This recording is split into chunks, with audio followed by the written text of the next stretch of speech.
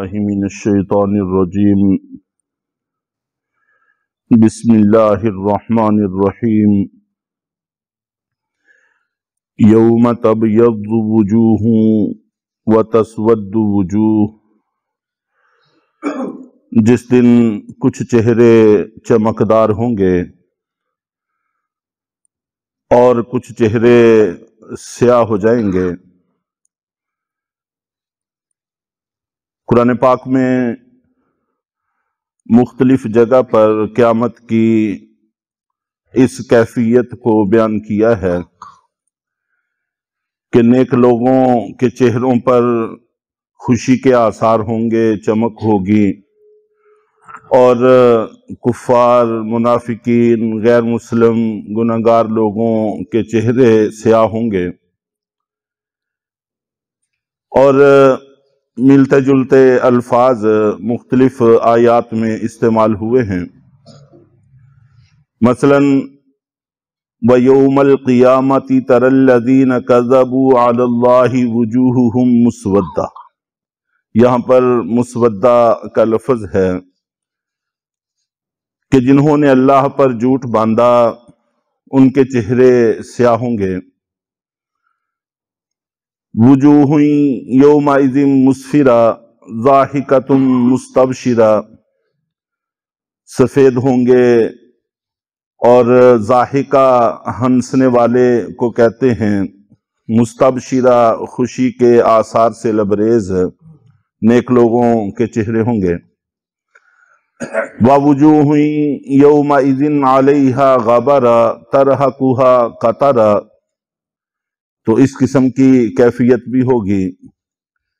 وجوہ یومئذ ناظرہ الی ربہا ناظرہ، تر و تازہ چہرے ہوں گے، اپنے رب کی طرف دیکھ رہے ہوں گے۔ تو بہرحال قیامت والے دن لوگوں کی یہ دونوں کیفیتیں ہوں گی، اور ملتے جلتے الفاظ قرآن پاک میں جگہ جگہ استعمال ہوئے ہیں۔ اور یہاں پر بھی وہی الفاظ ہیں کہ کچھ چہرے سیاہ ہوں گے، کچھ چہرے سفید ہوں گے۔ تو سفید چہرے والے لوگوں سے مراد کون سے لوگ ہوں گے، سیاہ چہرے والوں سے مراد کون سے لوگ ہوں گے، اس پر احادیث کئی ساری ہیں، مفسرین نے کئی سارے اقوال نقل کیے ہیں،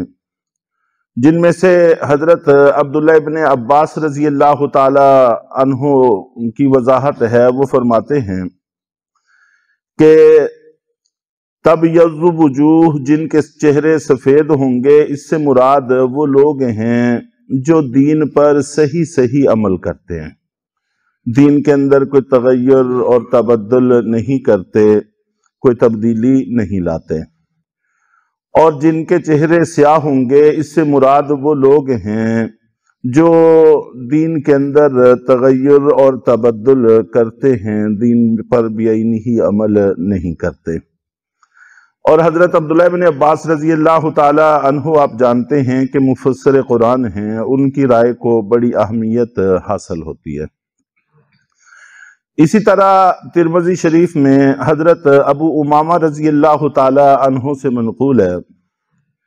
حضرت علی رضی اللہ تعالی عنہ کے زمانے میں حضرت عبداللہ ابن عباس رضی اللہ تعالی عنہ کی قیادت میں خوارج کے ساتھ جنگ ہوئی تھی۔ کچھ لوگ مسلمانوں کی دونوں جماعتوں سے علیحدہ ہو کر ایک علیحدہ ہی جتھا انہوں نے بنا لیا تھا، تو ان کے خلاف بھی جنگ ہوئی تھی۔ پھر ان کے جو سربراہ تھے، ان کے سر کاٹ کر دمشق کی جامع مسجد کے زینوں پر لٹکائے گئے تھے۔ تو اس موقع پر حضرت ابو امامہ رضی اللہ تعالی عنہ نے فرمایا تھا کہ یہ چہرے ہیں جو قیامت والے دن سیاہ ہوں گے، سیاہ چہروں سے مراد یہ لوگ ہیں، اور چمکدار چہروں سے مراد وہ لوگ ہیں جنہوں نے ان کو قتل کیا ہے، یا ان کے ہاتھوں کچھ لوگ جو شہید ہوئے ہیں، حضرت علی رضی اللہ تعالیٰ عنہ کے لشکر کے لوگ وہ ہیں۔ تو اس پر حضرت ابو امامہ رضی اللہ تعالیٰ عنہ سے پوچھا گیا کہ کیا آپ نے خود اللہ کے نبی صلی اللہ علیہ وسلم سے یہ بات سنی ہے؟ تو انہوں نے شمار کر کے بتایا کہ میں نے اگر یہ بات آپ سے 7 مرتبہ نہ سنی ہوتی تو میں اس کو کبھی بھی بیان نہ کرتا۔ تو یہ بھی انتہائی اہم ہے، اور ان لوگوں کے اندر بھی سب سے بنیادی چیز یہی پائی جا رہی تھی کہ انہوں نے دین کی، قرآن پاک کی آیت کی صحیح تشریح نہیں کی تھی، بلکہ اپنی طرف سے اس کے اندر معنی ڈال لیا تھا۔ تو بہرحال مقصد یہ ہے کہ اہل حق لوگ سفید چہروں والے، تر و تازہ چہروں والے اور خوش اور خرم چہروں والے ہوں گے، اور حق سے جو ہٹے ہوئے ہیں، جس درجے میں ہٹے ہوئے ہیں اسی درجے کی کیفیت سے ان کو پالا پڑے گا۔ بلکہ بخاری شریف میں ہے کہ نبی پاک صلی اللہ علیہ وسلم جب حوض کوثر پر ہوں گے، اپنی امت کے لوگوں کو پانی پلا رہے ہوں گے، تو اس موقع پر کچھ لوگوں کو فرشتے روک رہے ہوں گے، پیچھے ہٹا رہے ہوں گے۔ تو اللہ کے نبی صلی اللہ علیہ وسلم دیکھ کر فرمائیں گے کہ ان کو آنے دو، یہ تو میری امت کے لوگ ہیں۔ اس پر اللہ تعالیٰ کی طرف سے کہا جائے گا کہ یہ آپ کی امت کے لوگ نہیں ہیں، اور وجہ یہ بتائی جائے گی کہ انہوں نے دین کے اندر تغیر اور تبدل کر لیا تھا، یہ صحیح راہ پر قائم نہیں رہ سکے تھے۔ اس لیے ہمیشہ کوشش کرتے رہنا چاہیے کہ ہمیں اللہ تعالیٰ صحیح راستے کی توفیق عطا فرمائے رکھیں، اور سورہ فاتحہ کے اندر اہدنا الصراط المستقیم کی جو ہم دعا اللہ تعالیٰ سے مانگتے ہیں کہ ہمیں سیدھے اور درست راستے کی طرف ہدایت عطا فرما، اس کو دھیان سے توجہ سے پڑھنے کا اہتمام کرنا چاہیے۔ تو دن میں 12 دفعہ ہم اس سورت کو پڑھتے ہیں، یہ ہدایت کی دعا اللہ تعالیٰ سے مانگتے ہیں، تو انشاءاللہ العزیز اللہ تعالیٰ اس کو رائے گاں نہیں جانے دیں گے۔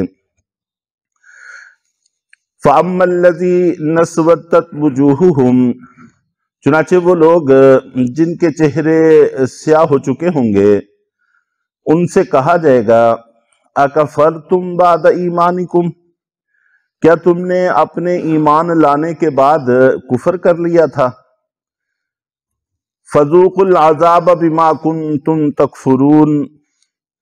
تو اس کا نتیجہ چکھو عذاب اس کفر کی وجہ سے جو تم کرتے رہے ہو۔ وَأَمَّا الَّذِينَ ابْيَضَّتْ وُجُوهُهُمْ فَفِي رَحْمَةِ اللَّهِ، اور وہ لوگ جن کے چہرے سفید ہوں گے وہ اللہ کی رحمت میں ہوں گے۔ ہم فیہا خالدون، وہ اس میں ہمیشہ رہیں گے۔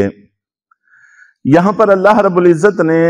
بڑا عجیب انداز اختیار فرمایا ہے۔ شروع میں چہروں کی سفیدی کا تذکرہ ہے، جس سے اشارہ اس طرف ہے کہ اصل اللہ کی طرف سے سب انسانوں کو صحیح فطرت پر پیدا کیا جاتا ہے، ایسی فطرت دے کر بھیجا جاتا ہے کہ وہ آخرت کے اعتبار سے چہروں کی چمک کا انتظام کر سکتے ہیں۔ تو پھر ان کے چہرے جو سیاہ ہوتے ہیں یہ ان کے اپنے اعمال کا نتیجہ ہے، اللہ کی تخلیق کا نتیجہ نہیں ہے، بلکہ ان کے اپنے اعمال کا اثر ہے۔ اور پھر اس کے بعد چہروں کے سیاہ ہونے والے لوگوں کو آخرت کے عذاب کی خبر دی، اور اس کے ساتھ ہمیشہ رہنے کا تذکرہ نہیں ہے، بلکہ جو لوگ ایمان والے ہوں گے اور گناہوں کی وجہ سے اس کیفیت سے دوچار ہوں گے، تو ایک وقت کے بعد اللہ تعالیٰ ان سے یہ کیفیت کو زائل فرما دیں گے اور ان کو جنت میں ٹھکانہ عطا فرما دیں گے۔ اور جن کے چہرے سفید ہوں گے ان کے بارے میں آخر میں کہا کہ ہم فیہا خالدون، وہ اس میں ہمیشہ رہیں گے۔ اس کے اندر دوبارہ کوئی اور صورت پیدا نہیں ہوگی، ہمیشگی کی کیفیت ہوگی، یعنی اصل اللہ کی رحمت ہے،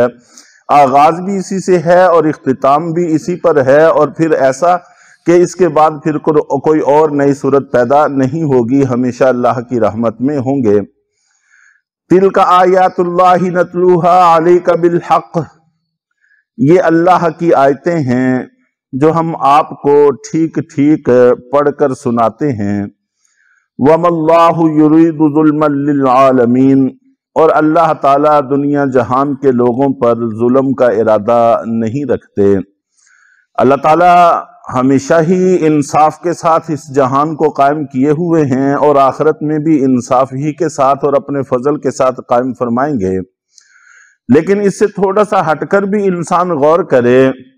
تو آگے آنے والی آیت میں بھی اشارہ اسی طرف ہے کہ ظلم اصل میں کہتے ہیں کسی اور کی ملکیت کے اندر تصرف کرنا، جو چیز اپنی نہیں ہے کسی اور کی ہے، اس کی مرضی کے بغیر اس میں تصرف کرنا، یہ ظلم ہے، زیادتی ہے۔ تو بتایا گیا وَلِلَّهِ مَا فِي السَّمَاوَاتِ وَمَا فِي الْأَرْضِ، جو کچھ آسمانوں میں ہے اور جو کچھ زمین میں ہے یہ سب اللہ کا ہے۔ جب یہ سب کچھ ہے ہی اللہ کا، اس میں اللہ جو بھی تصرف کرے ظاہر ہے کہ وہ حق بجانب ہیں، اپنی چیز ہے، اپنی ملک کے اندر انسان جیسے چاہے تصرف کر سکتا ہے، تو وہ تو مالک بھی ہے، خالق بھی ہے، تو اس کو پورا حق حاصل ہے۔ وہ اپنے بندوں کے ساتھ، اپنے مخلوقات کے ساتھ جو کچھ بھی کریں وہ عین انصاف ہوگا، لیکن پھر بھی وہ مالک اپنے فضل کو ہمیشہ انصاف پر مقدم رکھتا ہے۔ وَإِلَى اللَّهِ تُرْجَعُ الْأُمُورُ، اور اللہ ہی کی طرف سارے کے سارے کام لوٹتے ہیں، بالآخر اللہ ہی کے ہاتھ میں فیصلہ ہوگا۔ تو اس لیے ہمیں اللہ تعالیٰ سے ہمیشہ ہی دعا بھی کرتے رہنا چاہیے، اور اپنے تئیں کوشش اور فکر بھی کرتے رہنا چاہیے کہ اچھے اعمال ہم سے ہو جائیں اور برے اعمال سے بچا جائے، تاکہ دنیا بھی آسان رہے اور آخرت بھی آسان رہے۔